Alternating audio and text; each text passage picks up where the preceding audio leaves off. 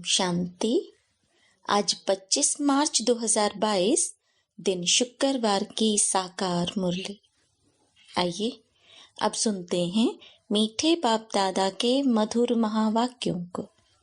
मीठे बच्चे, बाप ही तुम्हारा बाप टीचर और गुरु है। उनका जीते जी बनकर माला में पिरो जाना है। प्रश्न: तुम बच्चे किस निश्चय के आधार से पक्के ब्राह्मण बनते हो? उत्तर: तुम्हें पहला निश्चय हुआ कि इन आंखों से देह सहित जो कुछ दिखाई देता है यह सब पुराना है। यह दुनिया बहुत छी है। यह हमारे रहने लायक नहीं है। हमको बाप से नई दुनिया का वर्षा मिलता है। इस निश्चय के आधार से तुम जीते जी इस पुरानी दुनिया और पुराने शरीर से मरकर बाप का बनते हो। तुम्हें निश्चय है कि बाप द्वारा ही विश्व की बादशाही मिलती है। गीत: मरना तेरी गली में, जीना तेरी गली में। ओम शांति। यह बच्चे गीत गाते हैं। जो पत्थर बुद्धि थे वह अब गीत गाते हैं पारस बुद्धि बनने के लिए। एक गीत भी है कि पत्थरों ने गीत गाया। वह पत्थर तो गीत नहीं गाते, परंतु पत्थर बुद्धि मनुष्य गाते हैं। अब तुमको ईश्वरीय बुद्धि मिली है। ईश्वर ने अपने बच्चों को बुद्धि दी है। जब हम ईश्वर के बने हैं तो देह सहित हम सारी दुनिया को भूल जाते हैं, क्योंकि यह रहने लायक दुनिया नहीं है। बहुत छी है। इसमें बहुत खिटखिट है, गोरख धंधे हैं, कोई सुख नहीं है। इसलिए हम आपके गले में पिरो जाते हैं। अपने को आत्मा निश्चय कर हम आपके ही बन जाते हैं। तो पुरानी दुनिया, पुराने शरीर से दिल हट जाती है, क्योंकि जानते हैं आपसे हमको नई दुनिया का वर्षा मिलता है। जब तक यह निश्चय नहीं तो वह ब्राह्मण बन ना सके। जीते जी बाप का बनना है। निराकार बाप को ही कहा जाता है बाबा। आप हमारे बाप भी हो, शिक्षक भी हो, सतगुरु भी हो। आप हमें प्रत्यक्ष फल देने वाले भी हो। बाप के रूप में विश्व की बादशाही का वर्षा देने वाले हो। शिक्षक के रूप में सारे ब्रह्मांड और दुनिया के आदि मध्य अंत की नॉलेज देते हो। सतगुरु के रूप में हमें मुक्ति धाम में साथ ले जाएंगे, फिर जीवन मुक्ति में भेज देंगे। कहते भी हैं, हे बाबा, हम आपके साथ ही चलेंगे। आप ही हमारे सच्चे सतगुरु हो। वो गुरु लोग तो साथ नहीं ले जाते। उनको तो मुक्ति, जीवन मुक्ति के रास्ते का ही मालूम नहीं है। वह लोग तो बाप को ही सर्वव्यापी कह देते हैं, तो वर्षा कौन देंगे? किसको कहेंगे ओ गॉड? अभी तुम बच्चे जानते हो हम निराकार शिव बाबा के बने हैं। अब हमारा देह भान टूट गया है। हम आपके डायरेक्शन पर चलते हैं। आप कहते हो देह के संबंध से बुद्धि हटाए, अपने को आत्मा निश्चय कर मेरे को याद करो। जब आत्मा शरीर से निकल जाती है तो आप मुए मर गई दुनिया। फिर कोई संबंध नहीं रहता। जब तक माँ के गर्भ में प्रवेश न करे तब तक तुम्हारे लिए कोई दुनिया ही नहीं है। दुनिया से तुम अलग हो। अब बाप कहते हैं, बच्चे तुम जीते जी सब कुछ भूल मेरे बनो। मैं तुमको साथ ले जाऊंगा। यह दुनिया खत्म होने वाली है। देवताएं कब पतित दुनिया में नहीं आते हैं। लक्ष्मी का आवाहन करते हैं तो सफाई आदि बहुत करते हैं, परंतु यह सतयुग थोड़े ही है जो लक्ष्मी आवे। फिर नारायण कहाँ से आएगा? भला महालक्ष्मी को 4 भुजाएं क्यों देते हैं? कोई यह थोड़े ही समझते हैं कि यह दोनों ही हैं। ऐसा तो कोई चित्र बन नहीं सकता जिसको 4 भुजा हो। फिर 2 मुख देना चाहिए। 4 टांगे तो कभी नहीं दिखाएंगे, क्योंकि ऐसा तो मनुष्य कभी हो ना सके। यह सब समझाने के लिए है कि यह युगल लक्ष्मी नारायण है। अलग होंगे तो दो भुजा दो टांगे भी होंगी। बाप कहते हैं पहले पहले यह निश्चय कराओ कि हमारा बाप टीचर गुरु तीनों ही है। वह हम सबको साथ ले जाएगा, उनका कोई चेला चाटी नहीं है। जो पिछाड़ी में ज्ञान देगा वह साथ ले जाएगा। बाप समझाते हैं अब वापस जाना है क्योंकि नाटक पूरा होता है। बाप कहते हैं सबका सदगति दाता पतित पावन मैं हूँ, कालों का काल हूँ। यह जमघटों आदि का साक्षात्कार होता है क्योंकि पाप करते हैं तो सजा भी खाते हैं।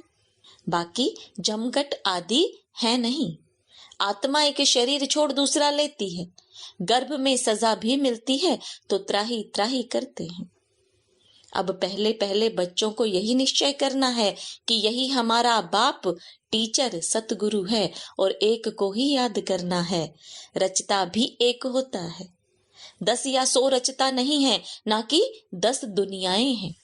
बच्चे कहते हैं बाबा हम आपके गले का हार बने, फिर हमारी रुद्र माला बनेगी। इस समय तुम ब्राह्मण पुरुषार्थी हो, तुम्हारी माला नहीं बन सकती क्योंकि तुम गिरते और चढ़ते हो। तुम जानते हो हम बाबा की माला बन फिर विष्णु की माला बन जाएंगे। पहले पहले आपकी निराकारी माला परम धाम में आएंगे, फिर साकारी माला बन विष्णु लोक में आएंगे। मनुष्य इन बातों को नहीं जानते। बच्चे कहते हैं हम आपके जीते जी बने हैं, नहीं तो साकार मनुष्य साकारी मनुष्यों को एडॉप्ट करते हैं। यहाँ तुम निराकारी आत्माओं को निराकार शिव बाबा एडॉप्ट करते हैं।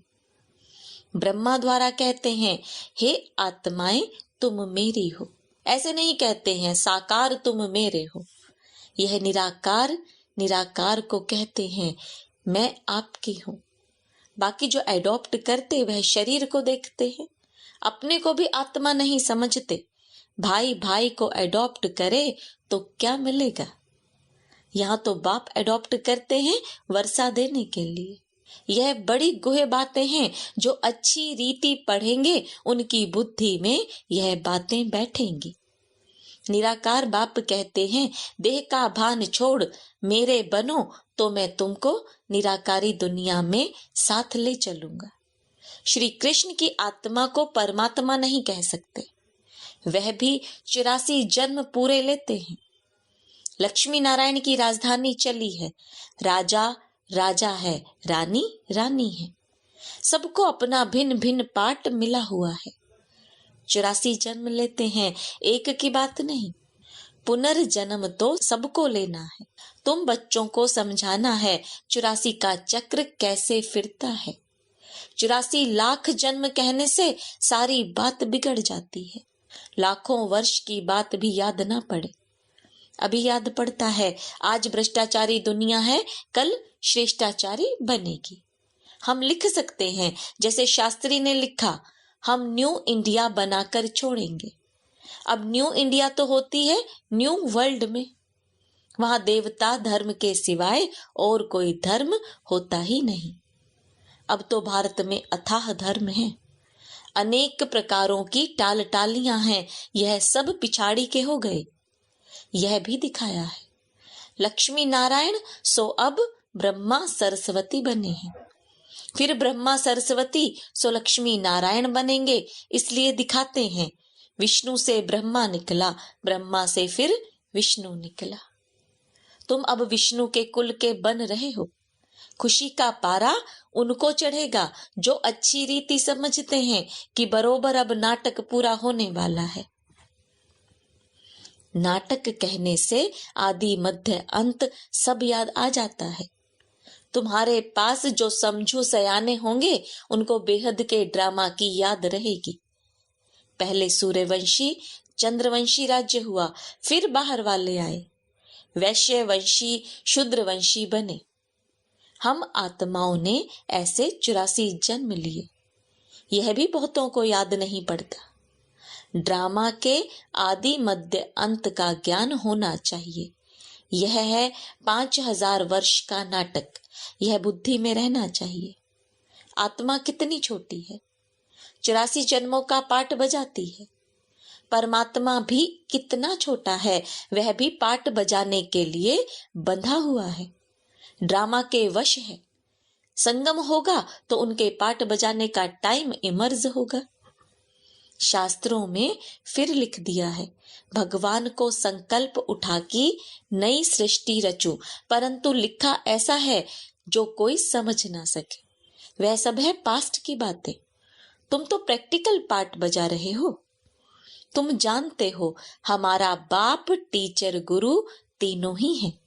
लौकिक बाप को कभी ऐसे नहीं कहेंगे, गुरु को तो गुरु ही कहेंगे। यहाँ तो तीनों ही एक है। यह समझने की बातें हैं। नॉलेजफुल गॉड फादर को ही कहते हैं। उसमें सारे झाड़ की नॉलेज है, क्योंकि चैतन्य है, आकर के सारी नॉलेज देते हैं। अब तुम बच्चे जानते हो कि हम इस देह को भी छोड़ बाबा के साथ चले जाएंगे। जब तुम कर्मातीत बन जाएंगे तब तुम्हारे में कोई भूत नहीं रहेगा। देह अभिमान का पहला नंबर भूत है। इन सब भूतों का बड़ा है रावण। भारत में ही रावण को जलाते हैं, परंतु रावण क्या चीज है कोई जानते ही नहीं। यह दशहरा, रक्षाबंधन, दीपमाला कब से सब मनाते आए हैं, कुछ भी पता नहीं। आखिरीन यह रावण मरना है या ऐसे ही चलता रहेगा, कुछ पता नहीं पड़ता। रावण को जलाते हो फिर जी उठता है, क्योंकि उनका राज्य है। सतयुग में रावण होता ही नहीं, वहां योग बल से बच्चे होते हैं, जबकि योग बल से तुम विश्व के मालिक बनते हो। तो क्या योग से बच्चे पैदा नहीं हो सकते? वहां रावण ही नहीं है तो भोग का भी नाम नहीं, इसलिए श्री कृष्ण को योगेश्वर कहते हैं। वह संपूर्ण निर्विकारी है। योगी कभी भोग अर्थात विकार नहीं करते। अगर भोगी बने तो फिर योग सिद्ध न हो। अब तुम योग सीख रहे हो। भोगी बनने से अथवा विकार में जाने से योग लग न सके। तुम बच्चों को बाप, टीचर, सतगुरु तीनों को इकट्ठा वर्षा मिलता है। सतगुरु सबको साथ ले जाते हैं। ले तो सबको जाएंगे, परंतु तुम गले का हार बनते हो।